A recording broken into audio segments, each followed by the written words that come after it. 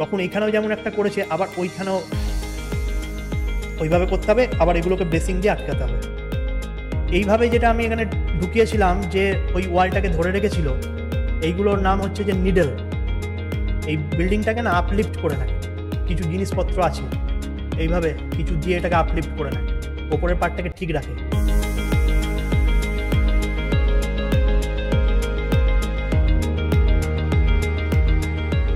একটা স্ট্রাকচার যখন মানে ভেঙে পড়বো করছে, ইন ডেঞ্জার, তখন তাকে টেম্পোরারি সাপোর্ট দেওয়ার নাম হচ্ছে শোরিং।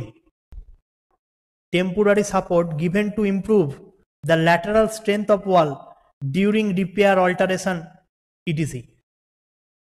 ওয়ালটা ইন ডেঞ্জার, ভেঙে যাবো করছে, বা আমি রিপেয়ার বা অল্টারেশন কিছু এসব কাজ করছি, তখন দেয়ালটা যাতে ভেঙে না পড়ে তার জন্য আমাকে যে ল্যাটারাল যে সাপোর্ট দিতে হবে তার নামই হচ্ছে শোরিং।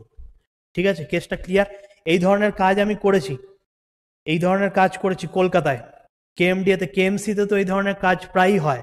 কেএমসিতে এরকম হয়, কেএমসিতে ওই বিল্ডিংগুলো লোককে বললেও তারা শোনে না। ওই ধরো 200 বছরের পুরনো বিল্ডিংয়ে তারা এখনো থাকে। দেখা যায় কখনো কখনো বৃষ্টি পড়লে সেসব বিল্ডিং ভেঙে পড়ে। ওই যখন ভেঙে পড়ছে, জুনিয়র ইঞ্জিনিয়ারকে যেতে হয় ওখানে, বলে যে তুমি গিয়ে তোমার যে ওয়ার্ড আছে সেখানে বড় যে আছে, যে বড়তে তুমি চাকরি করছো সেখানে গিয়ে ব্যবস্থা নাও। প্রথম ব্যবস্থা হবে যে সে ফার্স্ট কন্ট্রাক্টরকে বলে সে ওখানে শোরিং করাবে। শোরিং করাবে, প্রথম কথাই হচ্ছে শোরিং করাবে। ভেঙে পড়লে তো কিছু করার নেই, কিন্তু ভেঙে পড়বো করছে, তখন ফার্স্ট অবস্থায় হচ্ছে যে সে শোরিং করাবে, মানে তাকে ল্যাটারাল সাপোর্ট দেবে দেয়ালটা যাতে ভেঙে না পড়ে। টেম্পোরারি স্ট্রাকচার সব কটাই, স্ক্যাফোল্ডিং, তারপর হচ্ছে আমার শাটারিং, শোরিং, অল আর টেম্পোরারি স্ট্রাকচার। এইটা সাপোর্ট দেওয়ার জন্য স্ক্যাফোল্ডিং হচ্ছে প্লাস্টারিং, পেন্টিং এক্সেট্রা এইসব কাজ করার জন্য। আর শাটারিং তো জানি যে ওই কংক্রিটটাকে মোল্ড করার জন্য। হয়ে গেল। নেক্সট হচ্ছে শোরিংটা, তাহলে বুঝে গেলাম টেম্পোরারি স্ট্রাকচার কি জন্য ইউজ করা হয়। ইউজ করা হয় যে to give the lateral strength of wall. Okay, এবার এর 3টে ভাগ আছে, খুব ইম্পর্টেন্ট, বারবার কোশ্চেন আসছে। প্রথম কেসটার নাম হচ্ছে রেকিং বা ইনক্লাইন্ড শোর। পড়ে মুখস্থ রাখতে হবে, ছবি দেখেও মনে পড়বে। রেকিং বা ইনক্লাইন্ড শোর মানে এই দেয়ালটা একটা দেয়াল ছিল, সেটা ভেঙে পড়তে চাইছিল, বললো গিয়ে ব্যবস্থা নাও, তুমি ওখানে অ্যাসিস্ট্যান্ট ইঞ্জিনিয়ার ব্যবস্থা নাও। গিয়ে তাহলে কি করতে হবে, এইভাবে ওটাকে আপাতত এইভাবে ওটাকে আটকে দিতে হবে। দেয়ালটা ভেঙে পড়ছিল, এইভাবে আটকাতে হবে। তাহলে এই যে শোরিংটা ইনক্লাইন্ড আমি দেখেই বুঝতে পারছি ইনক্লাইন্ড, এর নাম হচ্ছে রেকিং শোর। রেকিং শোর হরাইজেন্টালের সাথে 45 ডিগ্রি থেকে 75 ডিগ্রি অ্যাঙ্গেলে মোটামুটি দেওয়া হয়, এবং এই দেয়াল আছে ও দিতে থাকবে, এইভাবে দিতে থাকবে। ছবিতে দেখতে পাচ্ছ মোটামুটি স্পেসিংটা হয় 3 মিটার থেকে 5 মিটার। 3 মিটার থেকে 5 মিটার, এর বেশি নয়। 3 মিটার আর 5 metre centre to centre spacing. Next হচ্ছে ফ্লাইং অর হরাইজেন্টাল শোর। এই কাজটাই আমি করেছি কেএমসি এরিয়ায়, কলকাতা মেট্রোপলিটন এরিয়া। এই ধরনের কিন্তু মাঝে মাঝে এরকম কোলাপস হয় যে এই বাড়িও ভেঙে পড়বো করছে, এর ঘাড়ের ওপর ভেঙে পড়বে, এরকম ব্যাপার আছে। ঠিক আছে, তো তখন কি করা হয়, দুটোই বিল্ডিং, এইটাও একটা বিল্ডিং ওইটাও একটা বিল্ডিং, ওর ঘাড়ের ওপর ভেঙে পড়বে, এরকম কন্ডিশন আছে। ঠিক আছে, তখন এই দুটো প্যারালাল ওয়ালকে, তখন দুটো প্যারালাল ওয়াল বলছে যে use to support two parallel walls which are in danger, দুটোই কিন্তু বিপদের মধ্যে আছে। তো তখন কি করা হয়, তখন ওই দুটোর মাঝে এইভাবে হরাইজেন্টালি ওই দুটোকে আপাতত ফার্স্ট অফ অল গার্ড করতে হয়। তো ওইটা শিখলাম যে ওইটা এইভাবে যখন থাকছে তখন সেটা হচ্ছে ইনক্লাইন্ড শোর। এখন এইভাবে থাকছে, ছবি দেখেই বুঝতে পারছি এটা হচ্ছে যে হরাইজেন্টাল শোর, বা এটাকে বলে ফ্লাইং শোর। ওর নাম ছিল রেকিং, এর নাম হচ্ছে ফ্লাইং। তাহলে এটা কোন জায়গায় করা হবে না, it should be at mid depth. It should be at mid depth.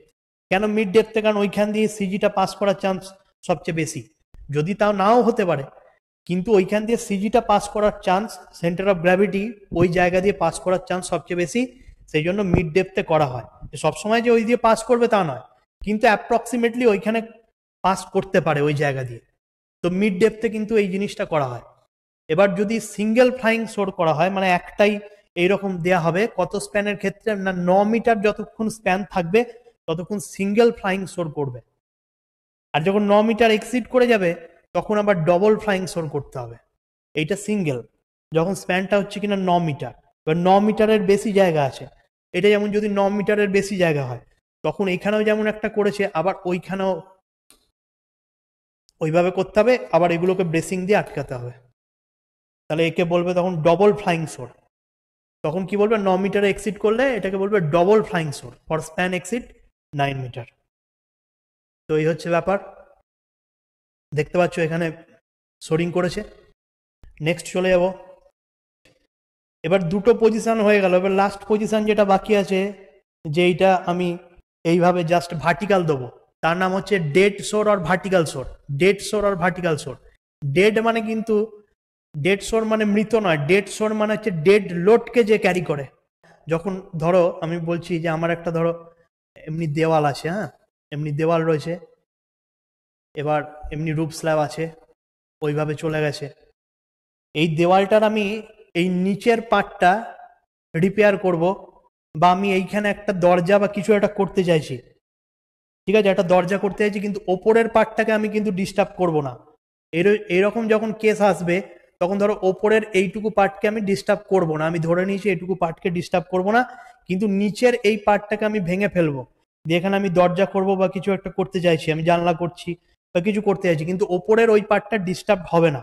এরকম যখন কেস, তখন আমি কি করব, আমার উপায় হচ্ছে যে এর মধ্যে দিয়ে এইরকম জিনিস পাস করা, যাকে কিনা বলে নিডেল। আবার ওখানে আছে, ওইদিকে আছে, একে বলে নিডেল, ঠিক আছে, এ ধরে রেখেছে নিডেল। এই নিডেলটাকে আমি যার উপর চাপাবো তার নাম হচ্ছে ডেড সোর। এই নিডেলটাকে আমি যার উপর চাপাবো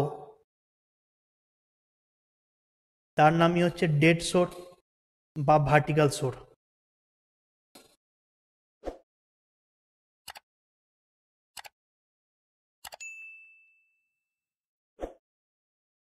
দিয়ে এই যে চাপালাম, এবার ওপরের পার্ট আনডিস্টার্ব রইল, এইবার নিচের পার্টকে আমি কি করব, নিচের পার্টকে আমি ভেঙে গুড়িয়ে দেবো।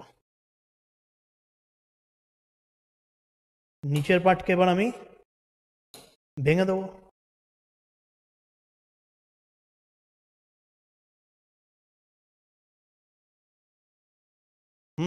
ওপরের পার্ট আনডিস্টার্ব থাকবে, নিচের এই পার্টে আমি জানলা বার করতে চাইছিলাম বা কিছু করতে চাইছিলাম, নিচের এই পার্টকে আমি ভেঙে গুড়িয়ে দেবো, ঠিক আছে। তাহলে এইভাবে যেটা আমি এখানে ঢুকিয়েছিলাম যে ওই ওয়ালটাকে ধরে রেখেছিল, এইগুলোর নাম হচ্ছে যে নিডেল, এগুলোর নাম হচ্ছে নিডেল। ওই নিডেলটা যার ওপর রেস্ট করছে, ওই নিডেলগুলো যার ওপর রেস্ট করছে তার নামই হচ্ছে, এই যে ভার্টিক্যালি যে মেম্বারগুলো, এর নামই হচ্ছে ডেড সোর, ডেড অর হচ্ছে ভার্টিক্যাল সোর। পজিশন মনে রাখতে হবে না, পজিশন ছবি দেখেই মনে রাখতে পারবো। একটা নাম হচ্ছে রেকিং যেটা ইনক্লাইন্ড, একটা নাম হচ্ছে ফ্লাইং যেটা হরাইজেন্টাল, আর একটা হচ্ছে যে ডেড সোর যেটা হচ্ছে ভার্টিক্যাল।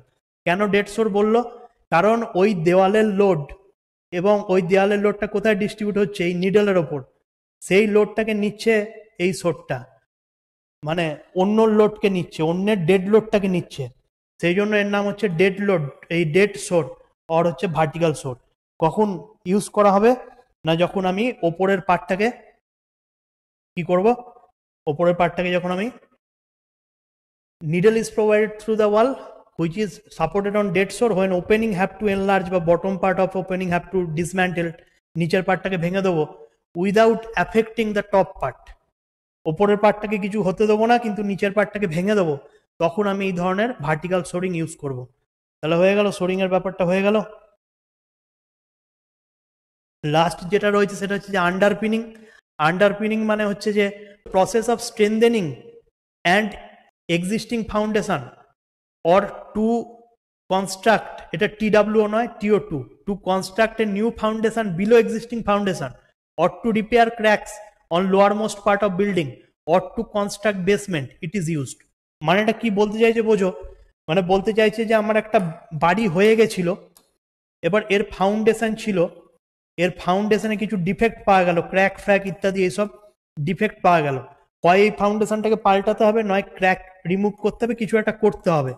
তখন এবার টোটাল বাড়িকে তাহলে ভেঙে ফেলবো না তো? এবার আমি যদি মাটি কেটে নিচে ঢুকে এটাকে করতে যাই তাহলে চাপা পড়ে মরে যাব।